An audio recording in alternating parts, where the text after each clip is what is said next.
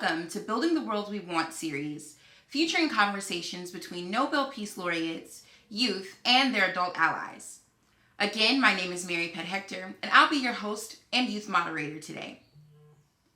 I got involved with Peace Jam, bringing awareness to gun violence and working with other youth leaders to come up with great ways to develop policies and really advocate for our communities when it comes to gun violence prevention.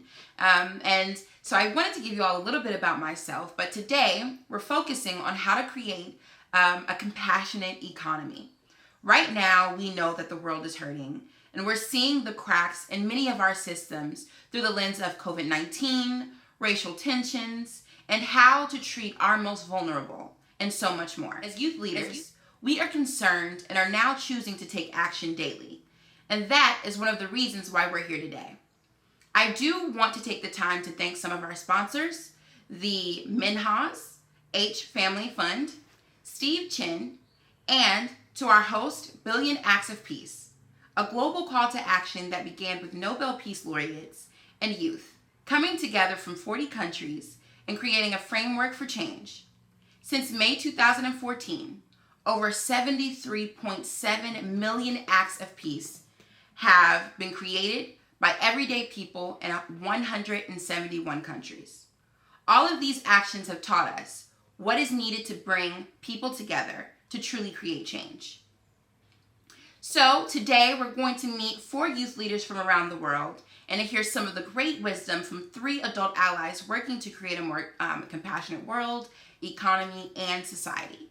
For those of you that are joining us on Zoom, we will be using question and answer features. So please feel free to put questions in the Q&A box, and our panelists may respond during the conversation. For those joining on Facebook and YouTube live streams, young people from Peace Jam are there live to respond to some of the questions that you all have in the chat. All right? So during this time, I really want to welcome my amazing youth team who will be helping me lead this call. And I'll start with Christian. Christian Omari is a student at American University. He is an active citizen lobbying against gun violence and the climate crisis and a youth leader in the Biden election campaign. Next, I'll introduce David Carmen. David is an undergraduate senior in economics in Monrovia, Liberia, with a passion for global development. He's a local youth leader with Peace Jam, advocating for human rights of other youth. Our next young person is Blessing Iwoba. Blessing is the young campaign director of Be Charity Outlook Foundation, located in Lagos, Nigeria. She organizes street demonstrations to educate parents and communities of the dangers of child labor and the importance of young people going to schools. Lastly, I'll introduce Shweta Shah. Shweta works in the fields of technology in London and is a member of Peace Jam's Pan-European Youth Leadership Team. She is passionate about role model representation and produced an award-winning documentary on women in tech. So before we begin, I do want to let you all know that you should be seeing our first poll for today. We know that we have young people from all over the world watching us right now. So please take a minute and tell us where you are watching from. So thank you all so much for participating in that poll. Now I would like to welcome our special guest and introduce our special guest and powerful adult allies, Chang Ming Tang, officially known as Mang. We also have on the line Brian Kelly, known by his followers as the Points Guy, and our very own Kailash Satyarthi, who's the 2014 Nobel Peace Laureate, who we respectfully call Kailash G. So we're going to hear first from Mang, and Mang is an award-winning engineer, international best-selling author, and really a thought leader. He's a movie producer, philanthropist, and what really amazed me about Mang is that he is one of Google's earliest engineers who brought mindfulness to the corporate world. And he served as a co-chair of the 1 Billion Acts of Peace campaign. Mang, thank you so much for joining us. The floor is yours. Friends, my name is Ming. I'm the co-chair of 1 Billion Acts of Peace.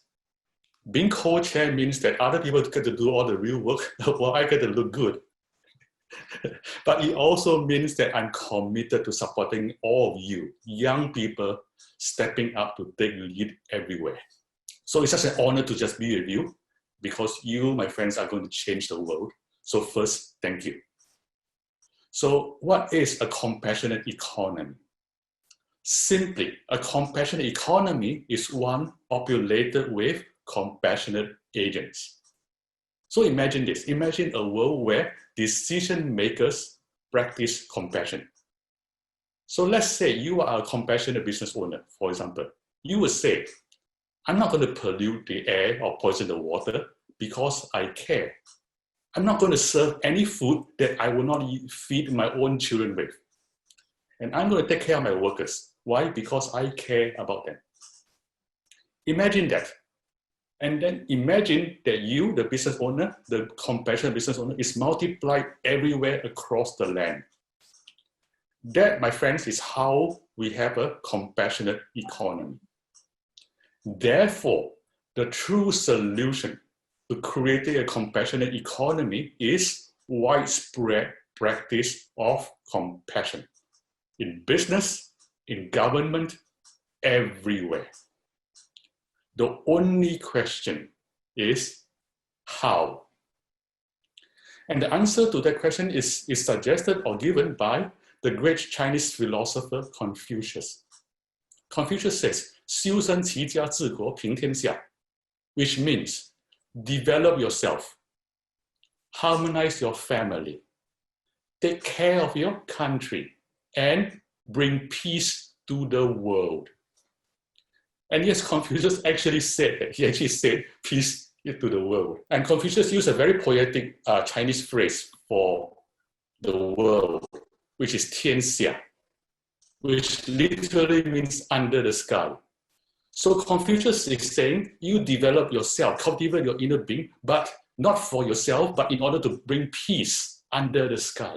So my friends, the compassionate economy begins with me and every single one of us practicing compassion and then scaling the impact worldwide. And so while doing this very personal practice of compassion, while always keeping an eye on world peace. So as Confucius alludes to, my friends, world peace is not something you leave for future generations. World peace is something you try to achieve in your lifetime now. And we never lose sight of that. And the only question is, how? How do we cultivate compassion within ourselves?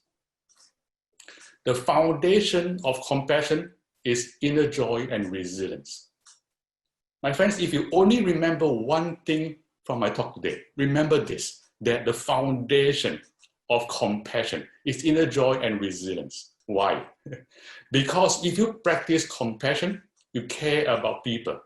And when you care about people, what do you see? Suffering.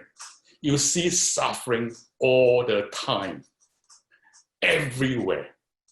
Therefore, if you don't have the foundation of inner joy and resilience, you will eventually be defeated. Therefore, I want to suggest to you, young friends, that to create or to try to create a worldwide compassionate economy, the most important skill you need is to develop the inner skill, developing the superpower of inner joy, resilience. And the only question is, how? So I think I only have 1 minute left. So I'll give you the super short version of this.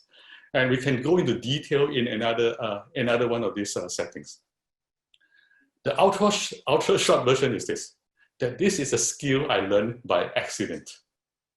So when I was young, I was very depressed. And there was even a time where I was suicidal. And so I had no choice but to learn to be happy. And then almost by accident, I ran into meditation.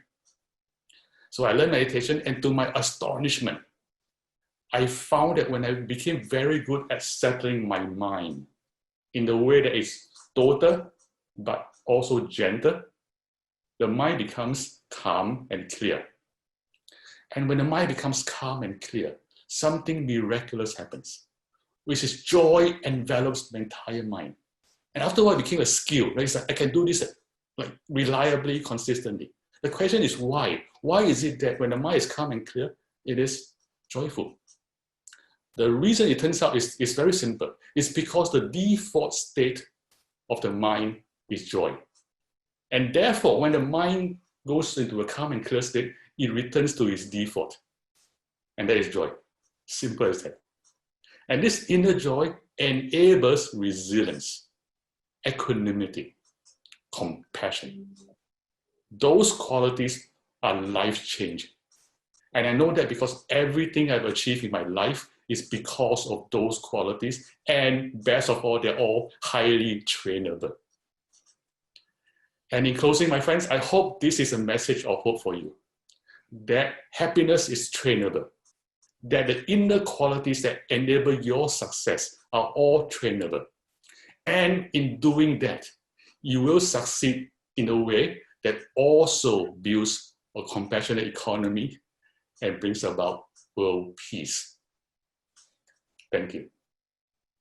Thank you so much, Meng, for those words. And one of the things that stood out to me the most was that the compassionate economy starts with me. And instead of trying to wait for future generations to achieve world peace, it's important for myself and all of us watching today to attempt to do that right now while we have the chance. So thank you so much for those remarks. Next, we will hear from David. Thank you so much, David, for joining us. Thank you, Mary Pat. Thank you, Peace Foundation, for having me. Today, we live in a world where policies are biased, and the informal sector and the formal sector tend to be evident to this. In the country where I'm from, Liberia, about 93.4% of the working force is formed within the informal sector. And what happens is that in as much as the informal sector make this contribution towards national income, the sector remains one of the most vulnerable sectors. There are not access to credit. There are not access to social security funds and all the stuff. So what I think is that given that the informal sector makes this contribution towards national income, and in return, the sector remains extremely vulnerable. I think there's a problem with it. And another thing that stands out is that the word employed that is attached to informal, like informally employed, is one thing to look at the data, and is another thing to look at the actual reality. For how can you say someone is employed, for example, and the person is depending on shoe shining for a living? How can I be employed when I depend on a wheelbarrow of goods to survive? So I personally think the word employed is informally employed is misleading, and I think they are working poor, I would put it. All right. And the motive of most of people who are in the informal sector is just a survival motive. They do not look at it like they're doing business. They just look at it because like they want to survive. All right. So it's true that it is believed that the formal sector will correct for employment in the sense that the formal sector will be able to absorb the informal sector. But the truth be told is that the formal sector isn't growing that much so as to absorb the informal sector. So what can we do? How can we correct for the vulnerabilities of much of the people that are in the informal sector?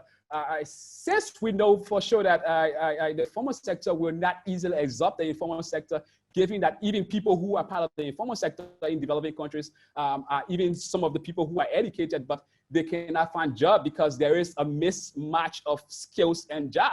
So given that the formal sector cannot absorb all of those in the informal sector, what I think can be done is that we indirectly transplant or transfer some of the benefits that the formal sector provides to the informal sector, all right? And how can this be done? What I think if we were to provide for a training for most of the informal businesses and education, and provide access to credit, and provide the environment where informal businesses can grow and develop, many people in the informal sector will not see that as a temporary business, but rather they will see that as a place where they can survive. And once policies are driven so as to improve the informal sector and improve outcomes from the informal sector, you find that productivity will increase, income will increase. The income that will then be increased from the informal sector can be used as safety net. People can provide for better nutrition. People can provide for savings, so that when we have economic shocks and like what we have now, like the pandemic, they can run to that savings account. All right. So I think a compassionate economy should be one where informal sector, there should be equal opportunities. There should be equal access to social security, safety nets, and all that.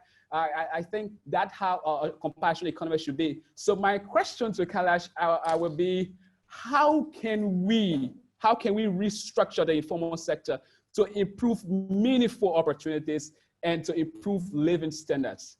Thank you, David, for those statements. I really, really appreciate it. Kailash G, welcome, and thank you so much for joining us today. Thank you, May. First of all, I would congratulate Peace Jam, but I would also congratulate all those young people who are joining this webinar today. The peace is much more needed than ever before. Compassion is much more needed than ever before. A just economy is needed than ever before. As we know that everybody is suffering due to this pandemic, but the worst sufferers are those who were already vulnerable in society, those who were left out,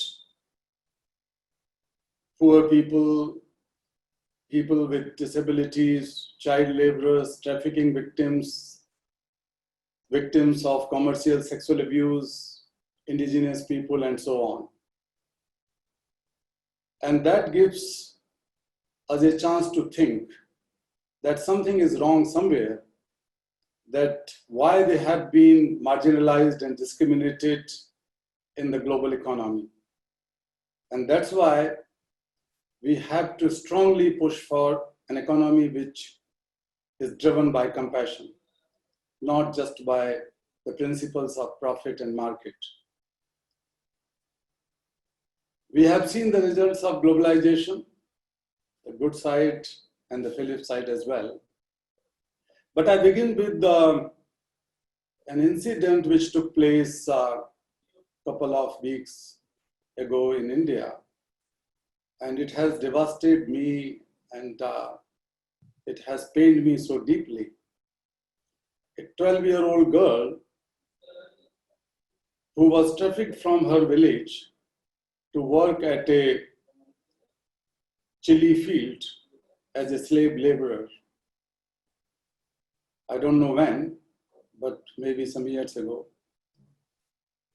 And when this pandemic began and the lockdowns began, her employers just ran away, leaving her abandoned.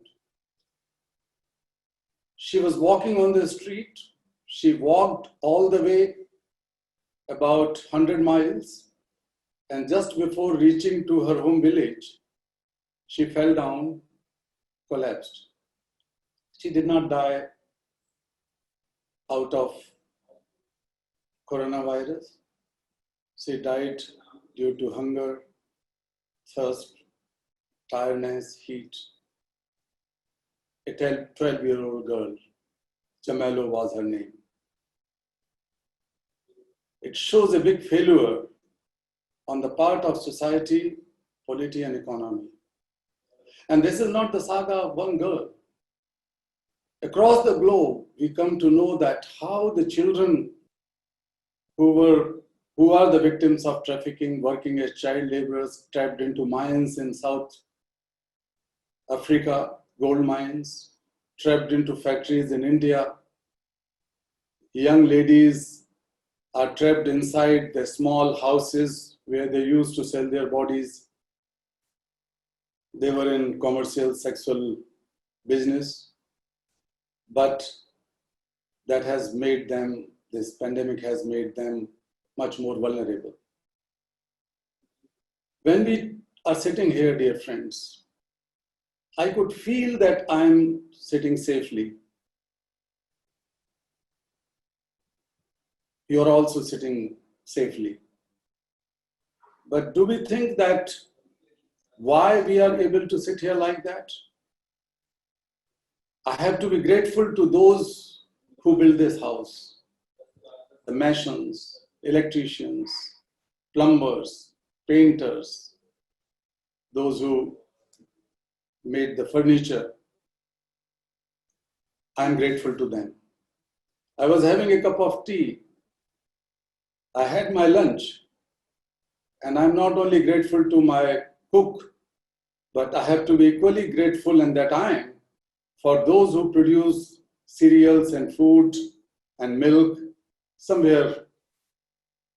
And I'm also grateful to their relatives and their children, their parents, their family members.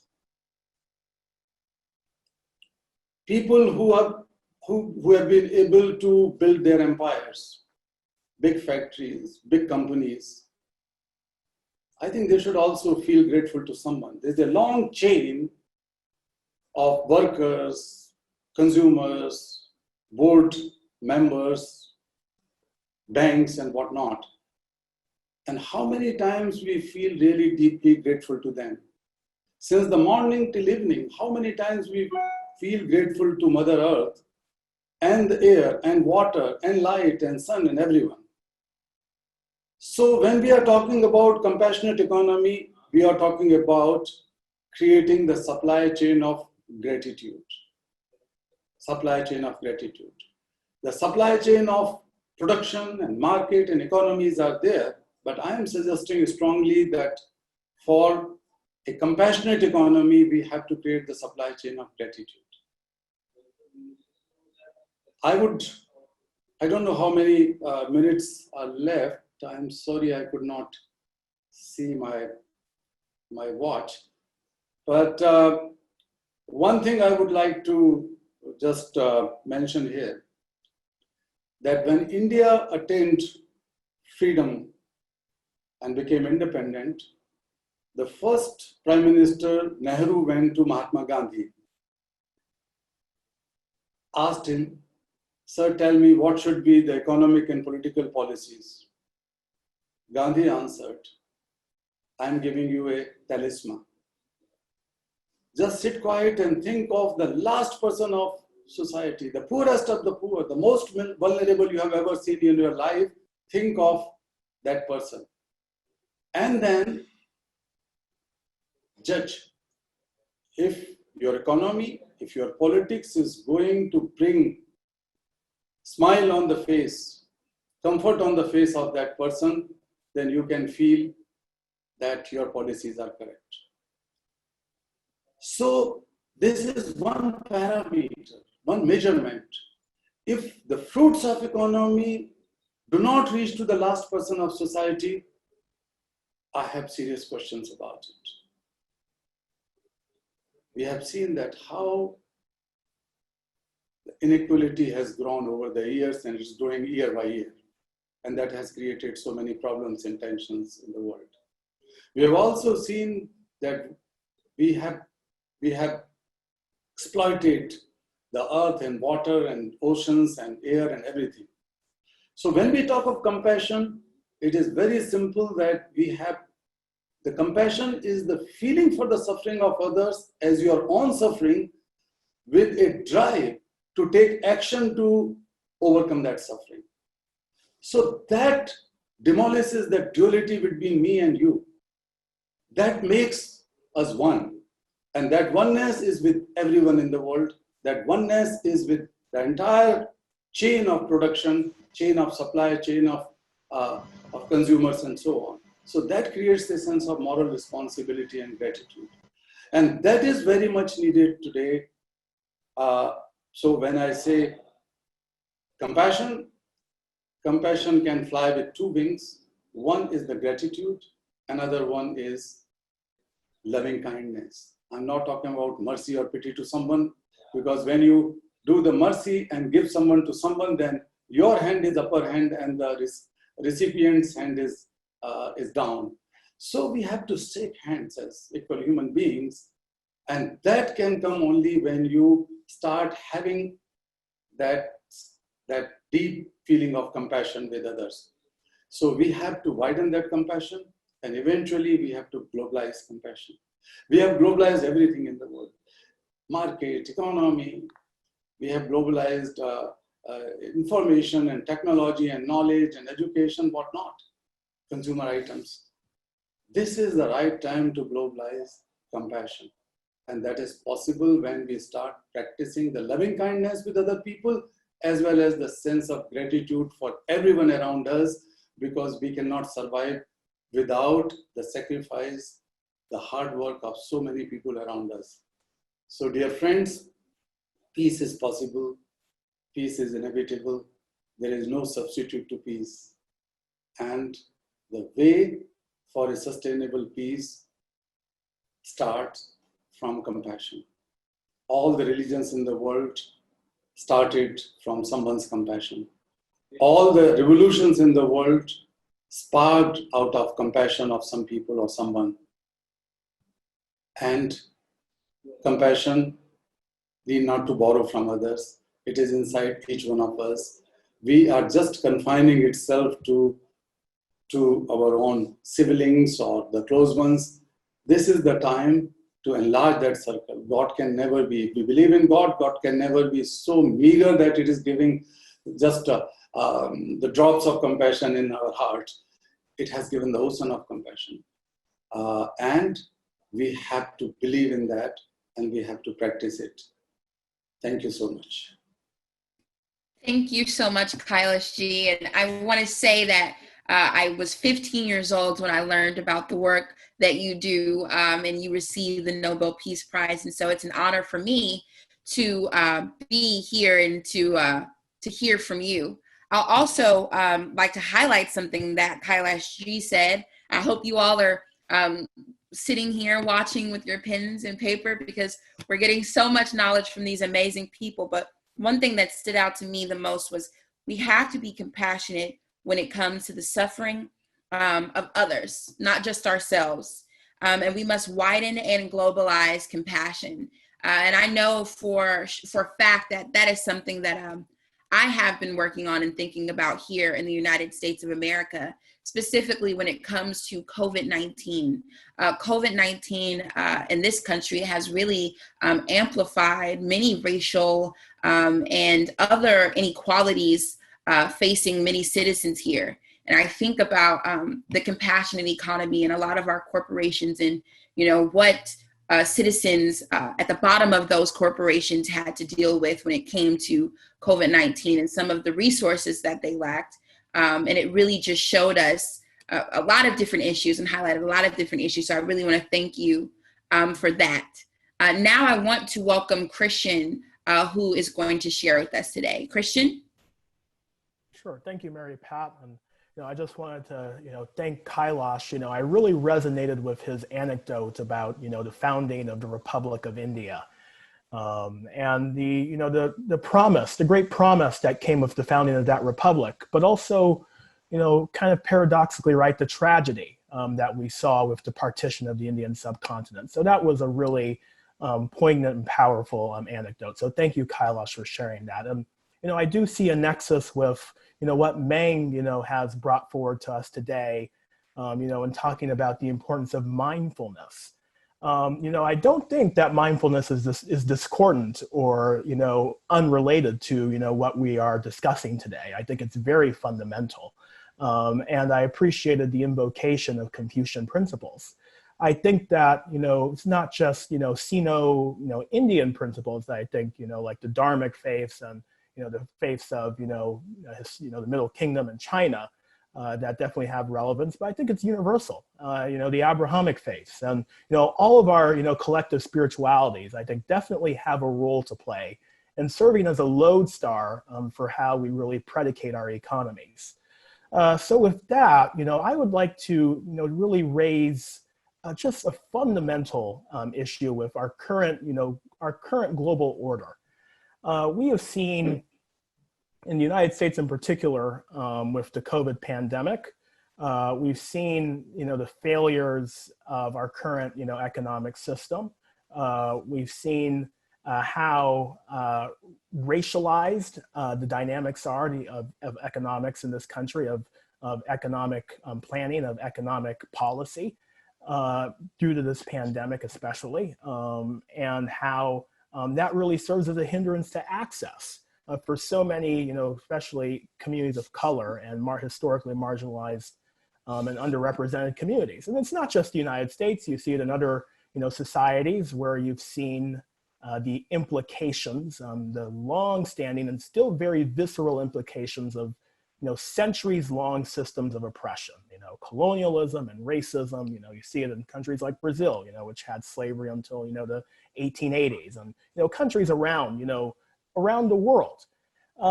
And this pandemic has, for me, really affirmed the failure of a brand of capitalism, more neoliberal type of capitalism that, we really saw emerge after the crises and the economic shocks of the 1970s, that really kind of commodified and dehumanized the individual in terms of economic thinking.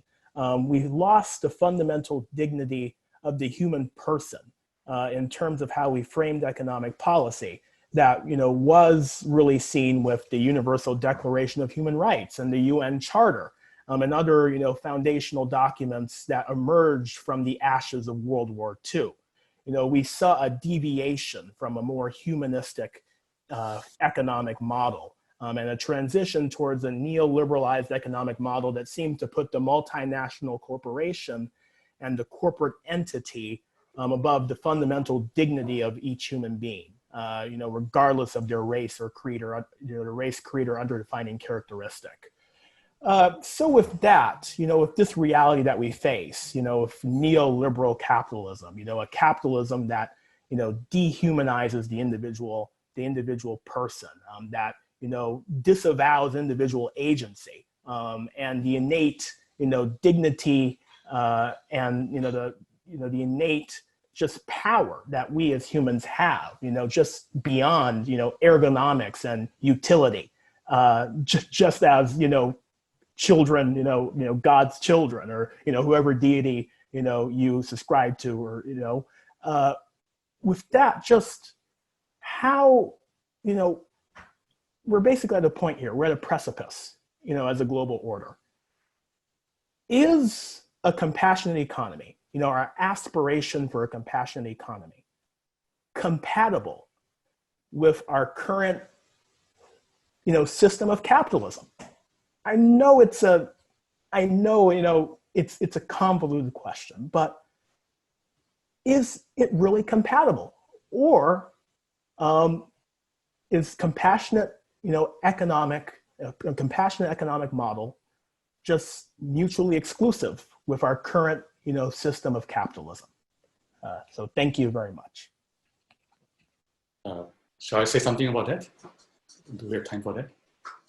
If we can, we are going to go to those individual questions at the end of the program. Okay. And we'll be able to reiterate those questions for you all. Okay. Next, we are going to hear from the points guy, Brian Kelly, who, I'm sorry, not Brian Kelly yet. We're going to go to Shweta, then Brian Kelly. Shweta, please join us and give us your remarks. I'm just touching upon your accessibility quote that you mentioned. That reminded me of the time in Mexico last year when I had a chance to meet Kailash and today's panel discussion. It just makes me think how powerful this platform of exchange between youth and Nobel laureates is.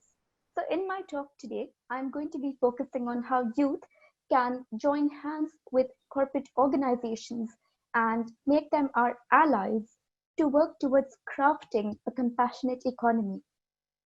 And it's amazing to see that we have over 186 participants from countries as far and wide as Argentina to Malaysia today. So I will try and make my talk as relevant as I can for everyone. Growing up in Mumbai, seeing a lot of poverty around me, but never being in poverty myself, made me question my privileges a lot. But that also gave me a sense of purpose to do something.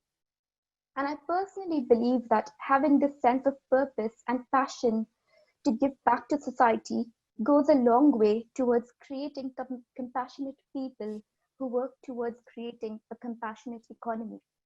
Because as Kailash ji has mentioned a lot of times, 100 million youth advocating and fighting for the 100 million who are trafficked or in slavery. How can we use our privilege to advocate for those who cannot? And I invite everyone in the audience today to think and share some of your solutions on how we can all use our privileges and advocate for them. Now I'm based in London and I work on innovation programs for large organizations. So I have insider information on how large companies have had to rapidly evolve to target their biggest consumer market, which is the millennials and Gen Z. 73% of whom are actually willing to pay a lot more for brands that are ethical and sustainable. And also, as millennials take on greater role within corporate organizations and Gen Z enters the workforce, there is a tipping point. The power of youth to hold businesses accountable, but also initiating change from within those organizations. But what does that look like in practice? For example, in my company, I am part of an employee-created council where we hold our senior leadership accountable to make sure that they're working for their employees and they're putting people first. Right now, I may not have all the experience to sit on my company's board, but I am on a board of a charity. And there are so many charities looking for young trustees. And I think a lot of young people should put them forward to take on these greater roles within charities and within organizations to really be at the forefront of making change. Because a lot of young people are already empowered to lead these discussions, as we have seen recently with the protests that started in the US last week, with a domino effect spread across the world, where young people are fighting and campaigning for systemic policy level change, and they are not afraid of calling out those organizations who have used the Black Lives Matter hashtag as a marketing gimmick, but at the same time, they're also applauding those corporate organizations who have put their money where their mouth is and actually contributed towards addressing the systemic racism that exists within politics, our society, our corporate organizations, which means that we aren't working towards creating a compassionate economy. And I feel that all of us can make change by sharing information that we have, but also educating our own selves about supply chains.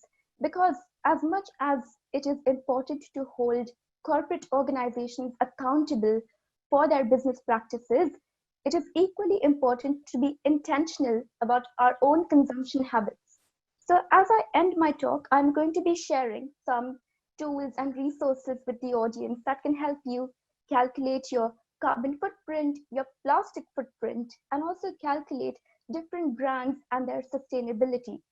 But for now, I hope that you're really excited to hear from Brian, who turned his passion into a successful business. And I'm really looking forward to learning and gaining new skills from his talk. Thank you.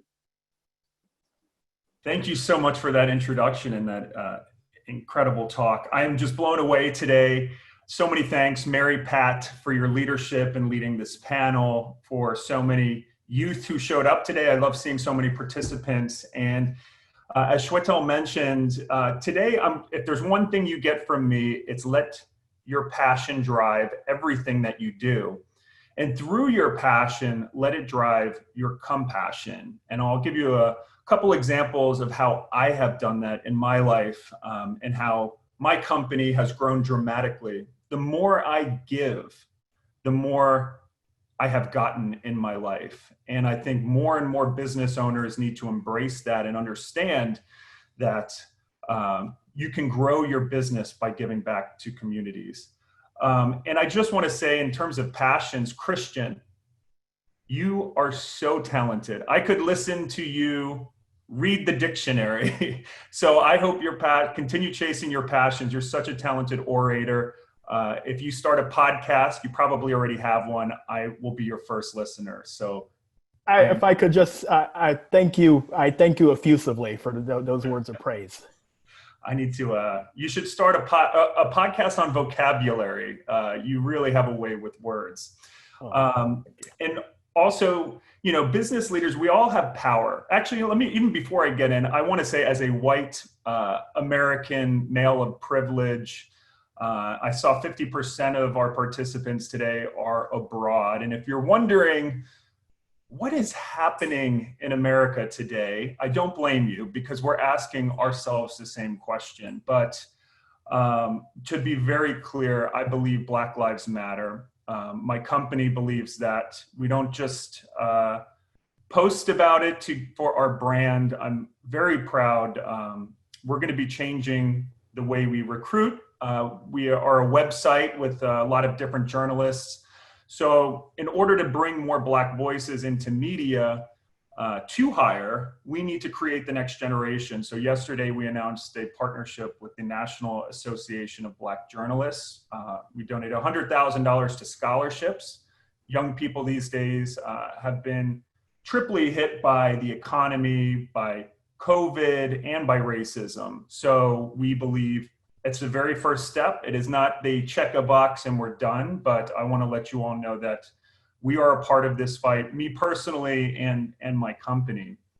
And also, I'm not stuck in a rainbow right now, but June is LGBTQ Pride Month. I am a out gay man, and I like to just remember too that we're all in this fight together. So to everyone out there. Thanks for having me. I think, my passion is travel. And it was actually 10 years ago, I think Monday will be the 10-year anniversary. I started a blog because I love travel. And I was in my 20s living in New York City, and I had no money, but I always wanted to travel. And travel is a very privileged thing. When you look at how many people in the world will ever step foot on an airplane, it is a privileged thing to be able to travel. And having no money myself, I realized a way that if you sign up for a credit card or loyalty programs, you can earn points and travel for essentially free.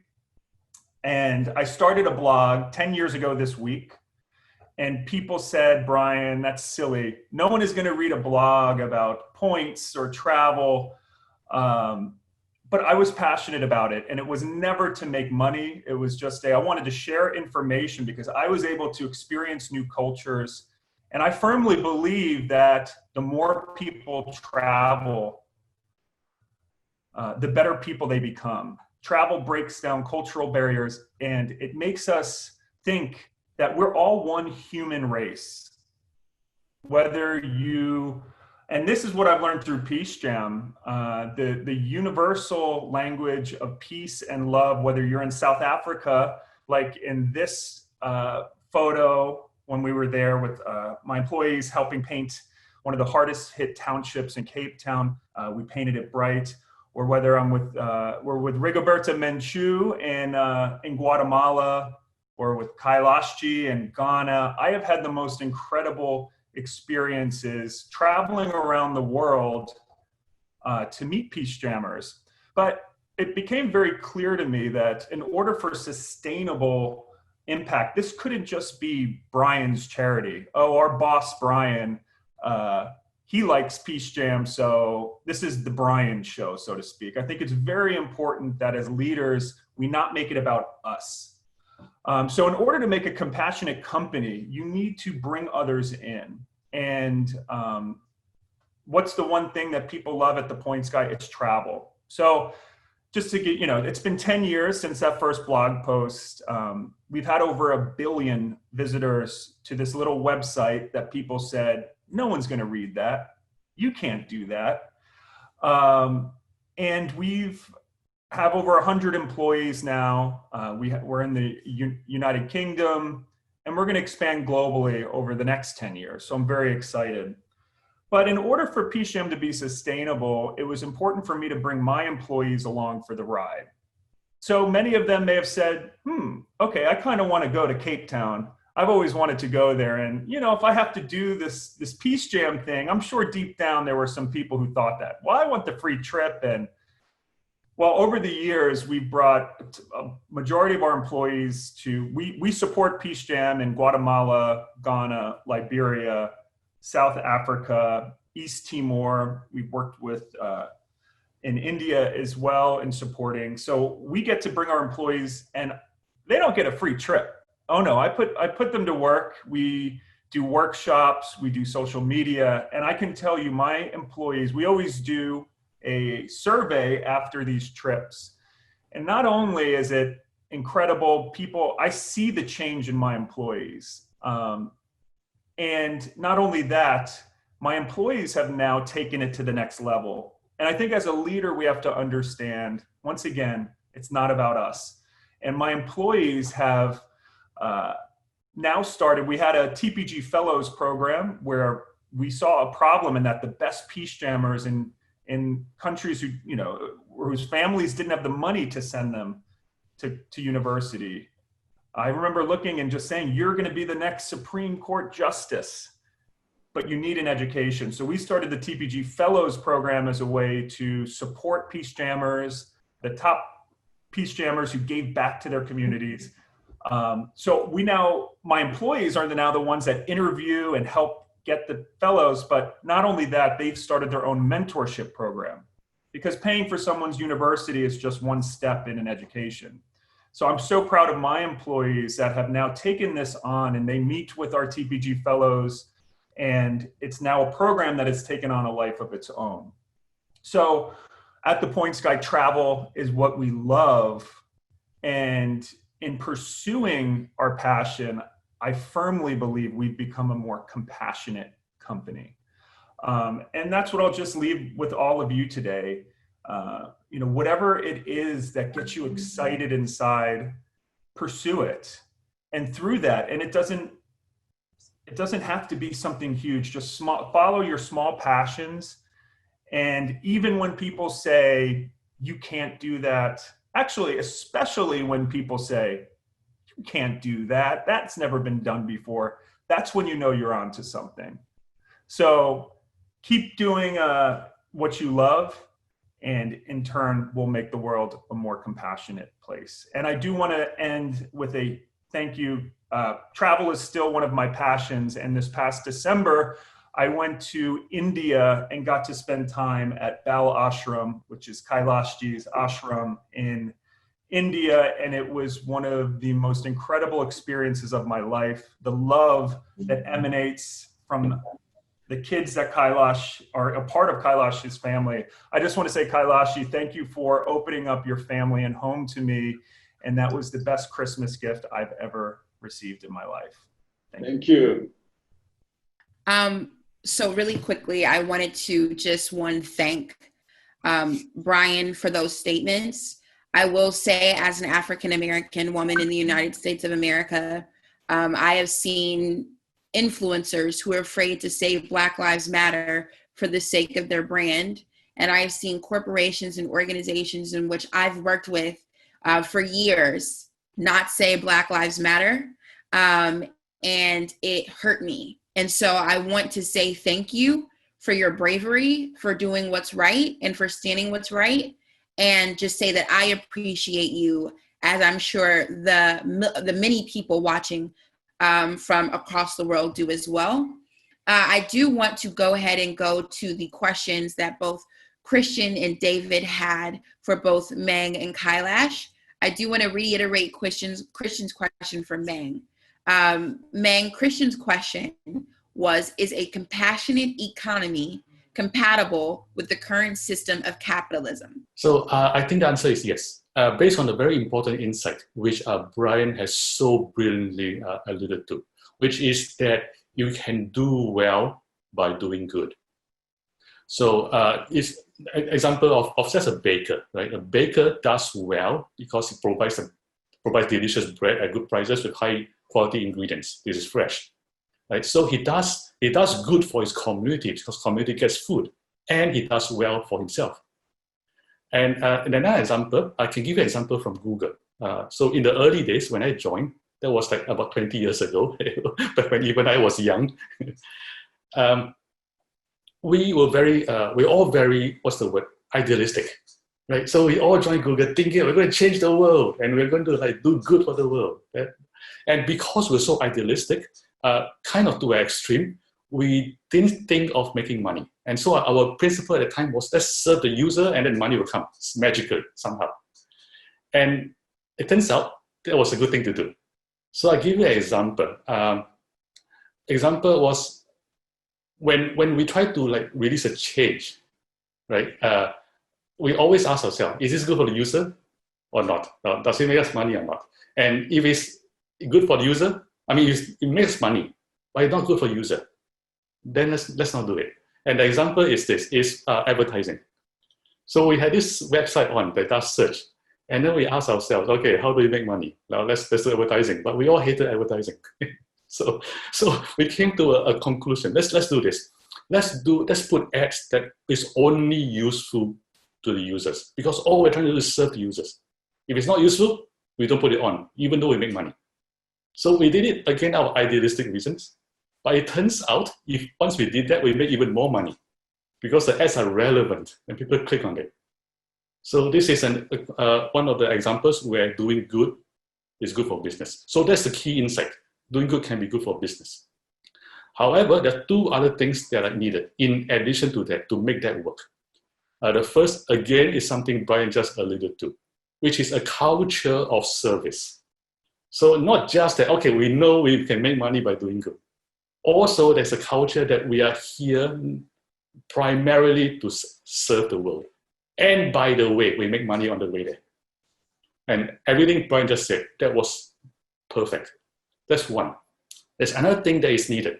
And Christian, I think this is where you and your work comes in, which is there has to be a level playing field for everybody at the level of goodness. So what does that mean?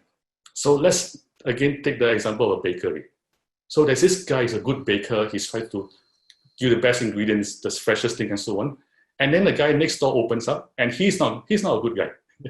So he uses materials that are rotten and so on, but they're cheap. And then he puts a lot of flavoring to cover it up.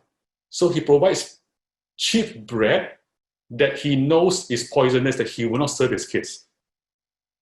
And then what will happen? That over time, that guy will win because his bread is half the price. The good baker will lose out. So therefore, there has to be a level playing field that says, no, you cannot serve poison in your bread. Right? So once there's a level playing field, then the compassionate economy can happen. So there's these three things. Knowing that being good is good for business, a culture of service within companies, and a level playing field. As I said in the beginning, that the compassionate economy is much more needed than ever before, and it is not just idealistic thinking. It's very real. I will give you a concrete example.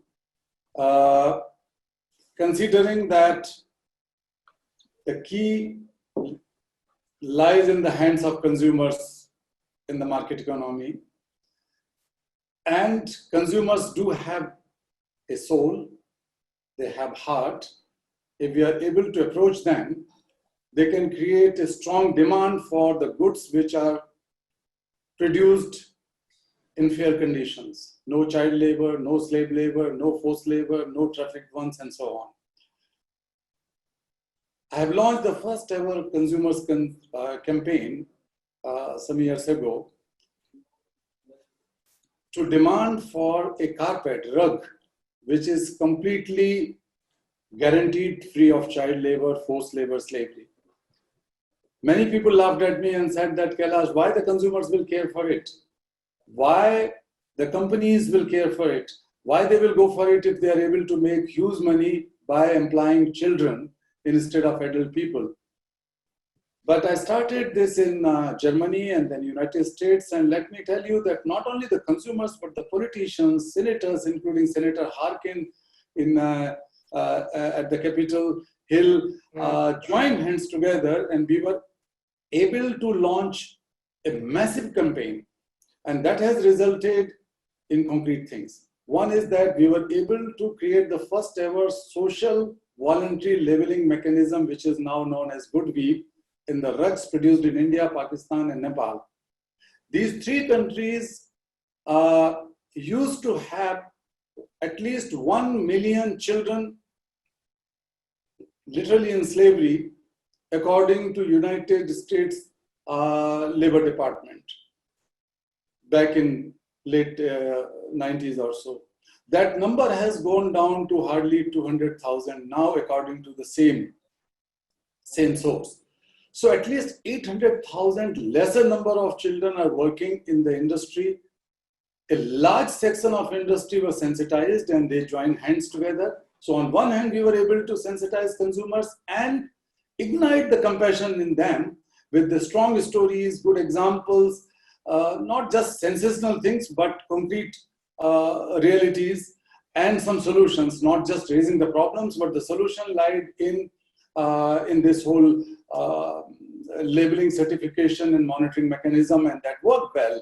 So 800,000 lesser number of children are working, and since the export did not go down, the production did not go down, it means at least 800,000 adults were able to find the jobs in place of those child laborers or the trafficked slave laborers.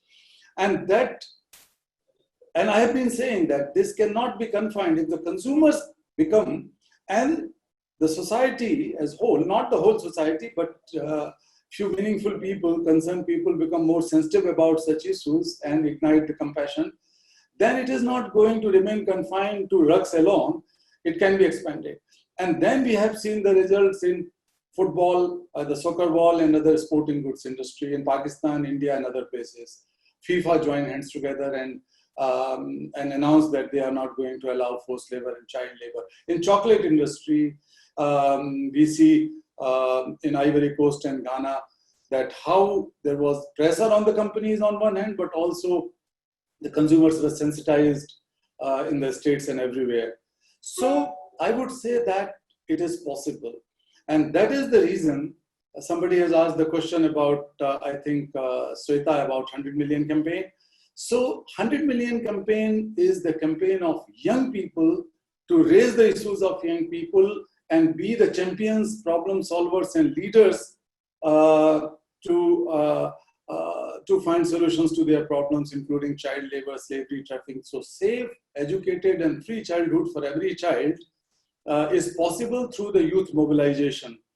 And we know that the vulnerable sections, or I would say the discriminated sections, and I would, Brian, I will congratulate you for raising this issue of Black Lives Matters. I fully support it, I fully back it, and Anjali and her daughters are joining in the demonstrations in Washington, D.C., and many of the people from 100 Million Campaign are joining it and supporting it strongly. So the 100 Million Campaign is exactly to sensitize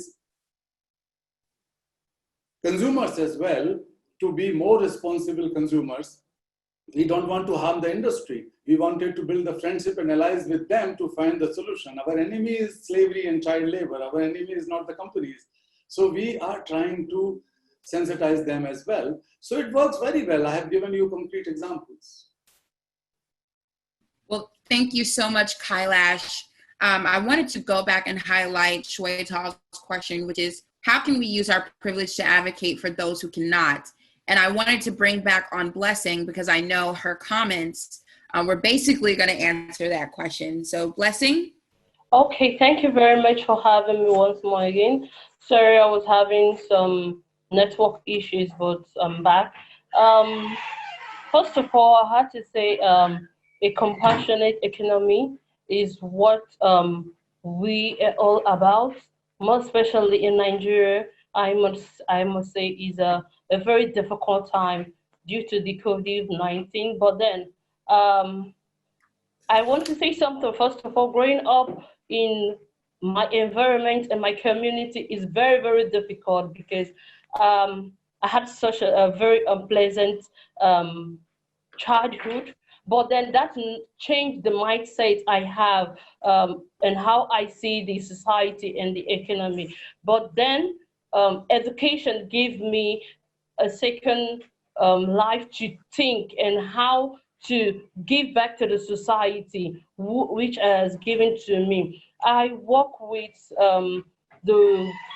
I work with campaigning for the right of children, most especially children in labor camp. And I must say it is critical for our youth to speak up for each other these days. And that is why I am most passionate and compassionate for the 100 million campaign, which is launched by Kalish, thereby giving young leaders like us to the reason or the hope, the platform to advocate for each other.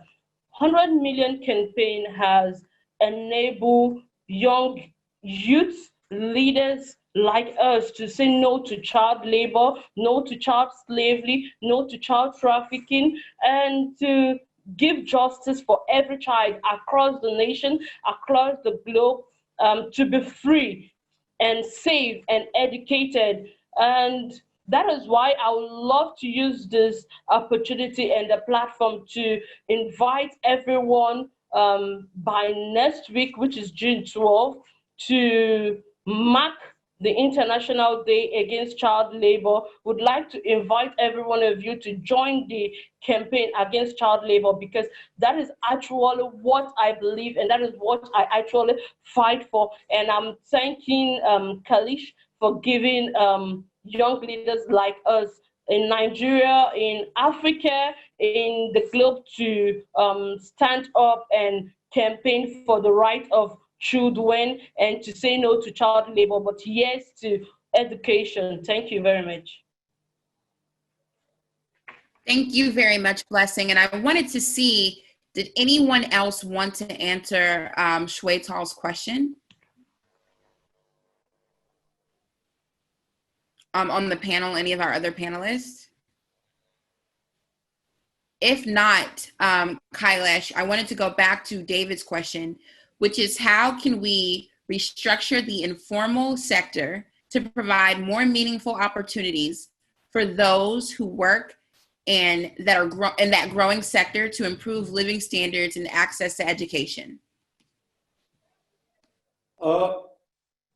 Well, the informal sector or the unorganized workforce is among the worst sufferers of, they have always been marginalized and exploited, but nowadays they have been doubly or triply exploited, losing their traditional livelihood and employment and so on. So on one hand, we have to somehow pressurize and sensitize, work with the governments to ensure that their livelihood is protected. And that is not possible only through the social efforts. We have to go for much more policy and political effort. So one thing which we have initiated, in fact, the idea came from the 100 million campaigners, the young people, and then we picked up it. They suggested that since G20 is going to spend more than $5 trillion as the emergency response to pandemic, so we started campaigning that there should be fair share for the marginalized people, and of course they are the informal sector people and the unorganized people. So their children are the worst sufferers, of course. So 20% of this $5 trillion means $1 trillion should go for the protection, betterment, livelihood, education, healthcare for those 20% marginalized people. So that is not too much to ask, that this is the justifiable demand. So it came as the Justice to Every Child or Fair Share campaign through 100 million fellows, but then it was brought before the Nobel laureates and other world leaders. And I'm happy to say that 88 world leaders, including 45 Nobel laureates from different disciplines, as well as 20 former presidents and prime ministers and some princes and princesses, etc., and some of the top moral leaders, joined hands together for this demand, and a joint statement has been sent out to every single head of the state, as well as to G20 leaders, demanding for that. And we are gaining good response, at least in social media and other places. People started talking about it, that there should be fair share for the marginalized people. And that is not only in case of the G20's $1 trillion, but we are also asking the governments to ensure that whatever fiscal stimulation they are bringing, or economic response they are planning, a fair share, 20% of it should go to the 20% marginalized people, so that these people's livelihood, their jobs could be protected, and particularly their children should not fall out of schools, and they should not fall into child labor, slavery, or prostitution, etc. So this is the policy aspect, and I think we have to push for it at national level, and so on. Of course, it is also important that the organized workforce, the trade unions, should also put their weight behind, and they should speak loudly and boldly for unorganized people in their communities. And apart from that, I would say that the investment in income generation at local level, easy loans for these people when they are returning back to their homes should also be ensured. Otherwise, they would have to borrow money from the local money lenders, and they will fall into the trap of that bonded labor and so on.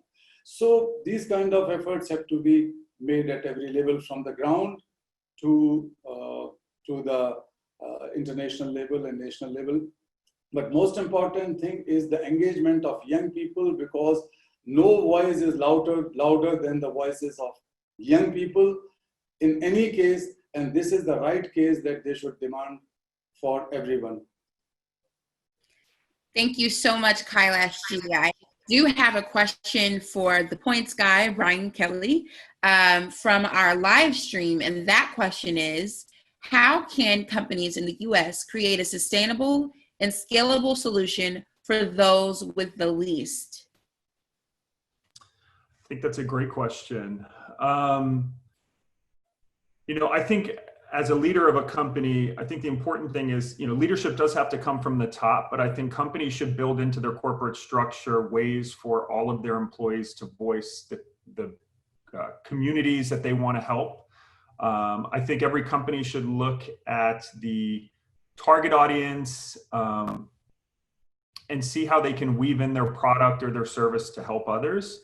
So I don't think there's an easy answer, but I think in general, brands should be focused on the issues that they're involved with. For example, airlines, I know a lot of airlines now, due to the environmental impacts, climate change and the fact that air emissions are a big part of that, I think they should, and a lot of them are stepping up to limit their negative impact on society. But, I'm a believer in having your employees really lead the charge. And so I would just say to companies to listen to their employees, listen to their consumers, their customers.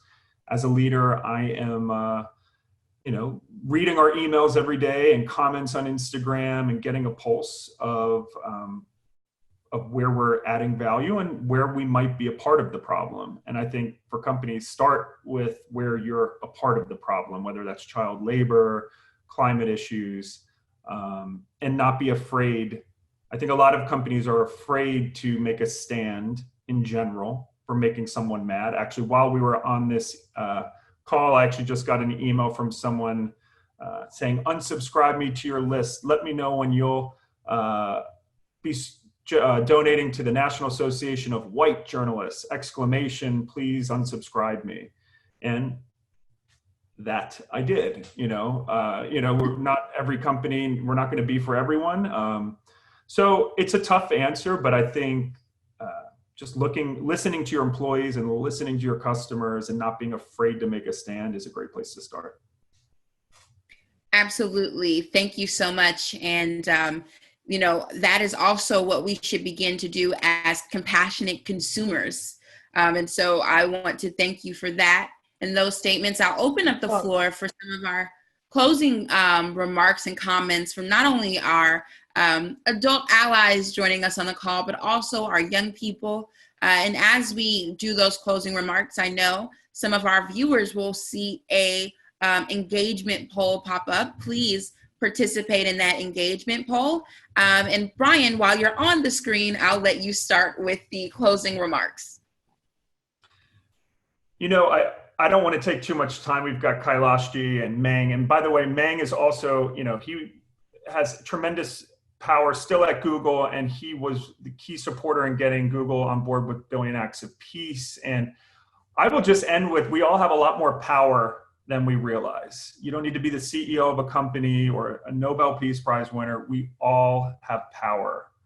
I know there was a question about how can children get involved without getting hurt? And I think that's a great question. And the best way is you don't necessarily have to be in a protest with a picket, getting yourself in danger, but using your voice. We all have a voice, whether we realize it or not, our voice has power. And the more you find your power, the more you'll feel comfortable using it. So start small. When you see racism, when you see your sibling say something that they may not realize is hurtful, you can say something. And slowly but surely, when you find your voice, you find your power, and you get more and more comfortable speaking and using it. And then, if you ever have financial means, you're getting other people involved, but it's not about money. It's not about the position you have. It's using your voice. So we all have them. Let's use them. Thank you, Brian. Shweta, do you have any closing remarks? Just echoing what Brian said, but additionally want to add that collaboration is a great way to forge connections and make a difference, and think of everyone as your ally. Even if you don't agree with what they have to say, challenge them, but also challenge your own views. And yes, there is power in partnerships. So think of what organizations and companies they can partner with to make a difference. Thank you. Thank you so much. Christian, do you have any closing remarks? Yes, I would just say that this was really wholesome discussion, first off. And I would just, submit to everyone that, I read from this political philosopher one time that, history, we like to conceive of history, especially during peacetime, as a steady arc of progress. But in reality, it's really been, a series of violent shocks, perturbations and revolutions. And we see at times of crisis, especially during this global pandemic, there's the old adage that says, never let a good crisis go to waste. And I really do think that amid these really foundational, these transitional moments in human history, which I think we're on the cusp of right now, we have a great potential to really remake the world order as we know it. This is a prime opportunity. So I would behoove everyone who's on this call, I would enjoin you, I would really plead with you. You have agency and you must leverage it. This is a prime opportunity here. We're in, the throes, I think, here in the United States of, I think, a new American founding. I like to be an enduring optimist. My faith really, inspires that in me. And I do think that is a global testament as well. I think we will see that. So everyone who's on this call, do not waver. Do not lose heart. Do not grow weary. We have so much more progress to make. We've come too far to forsake ourselves now. We really can leave an indelible mark on this world. We really can make a change. So thank you so much. Thank you so much, Christian. Blessing, do you have a closing remark? Okay, first of all, I must say this conversation has been very enlightening and educative.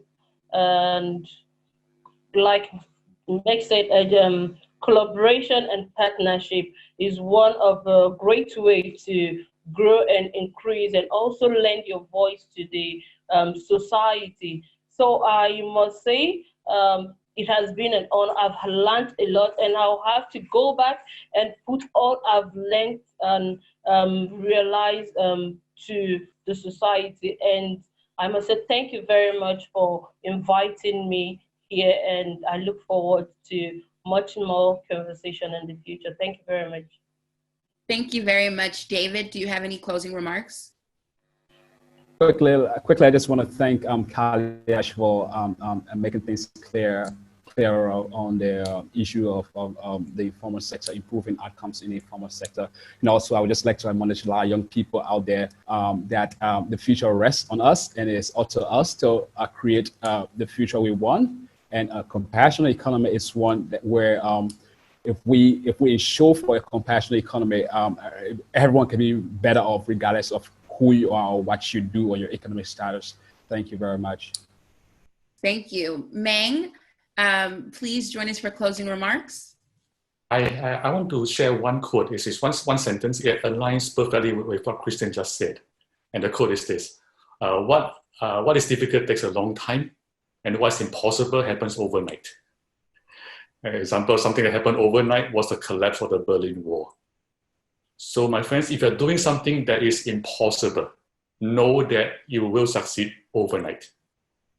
Thank you very much. And before we go to Kailash for his closing remarks, and he'll end us off for the day, I do want to say that with all that's happening in our country right now, Coretta Scott King once said, struggle is a never-ending process. Freedom is never really won. We win it and earn it in every generation. And I believe that the time is now for young people all across this country to bring awareness to issues such as racism and systemic oppression, to bring awareness such as issues impacting our environment, bring awareness to issues impacting child labor, and really change the world. So like Meng stated earlier, Kailash stated earlier, it's not time for us to wait for the compassionate world in which we want to live in.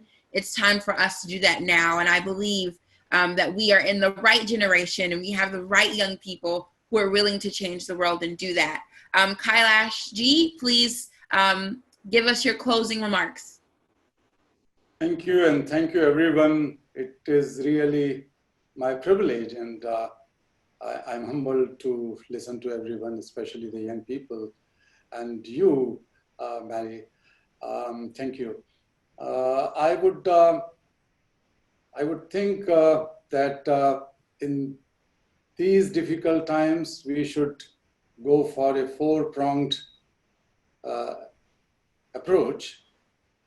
The first one, as I said before, globalize compassion. It should not remain confined to ourselves. Let us globalize. The second is, let us create the supply chain of gratitude.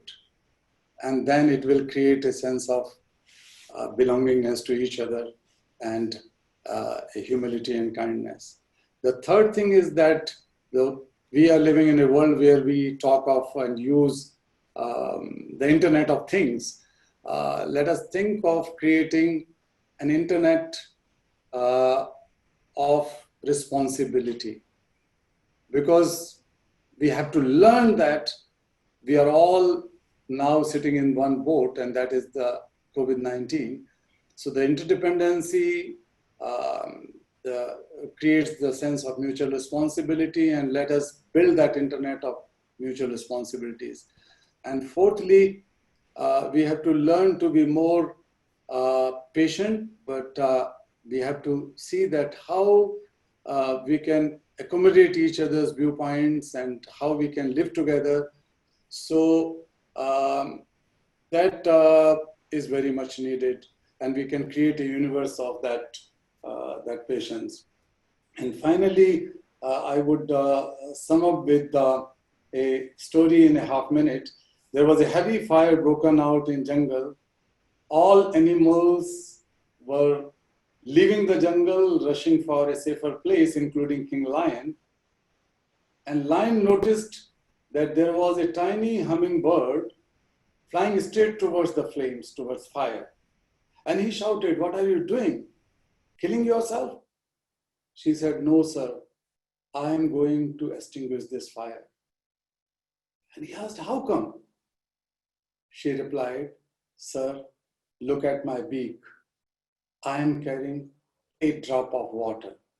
I was born and grew up in this jungle, this forest. I'm not going to leave it like that. I am doing my bit. I am doing my bit." You can see in my back wall, there's a tiny hummingbird rushing to extinguish the fire. Each one of us have that tiny hummingbird inside us. Each one of us have a drop of water. We can do our bit and make this world a compassionate and peaceful world, more human and more safer world. Thank you. Thank you so much, Kailash G. Again, I want to thank our sponsors, the Minhas, Age Family Fund, Steve Chen, and our host and family at the Billion Acts of Peace. Thank you all so much, and I look forward to watching the next time. You all have